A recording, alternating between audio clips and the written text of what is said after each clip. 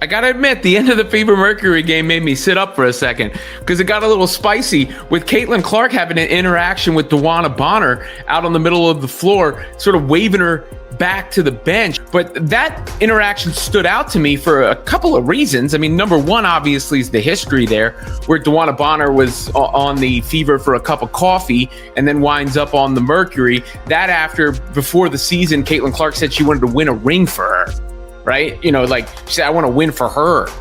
And Caitlyn Clark went out of her way to also, shine light on how DeWanna Bonner had risen up to the top of, near the top of the all-time WNBA scoring ranks. It's the clip.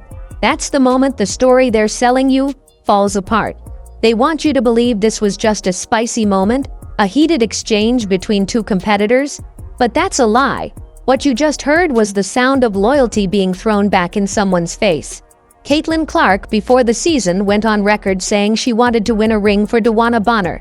She publicly praised her, propped her up, and welcomed her to Indiana. And what you're about to see is how Bonner repaid that loyalty. This wasn't a fight. This was an execution.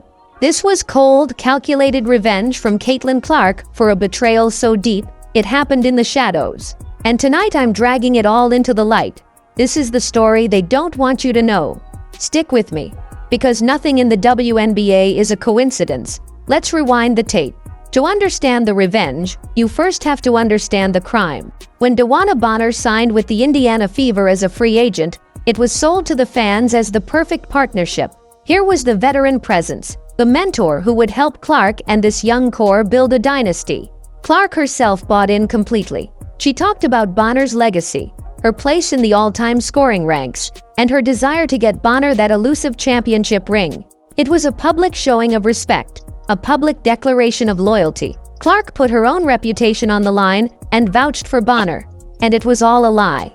After just 9 games, Bonner wanted out. She requested her release, packed her bags, and left the team high and dry. Now players move teams all the time. That's business. But this wasn't business. This was personal. This was a level of disrespect that you rarely see exposed to the public. We only know the true depth of this betrayal because of Fever guard Sophie Cunningham, who had the courage to speak the truth on her podcast.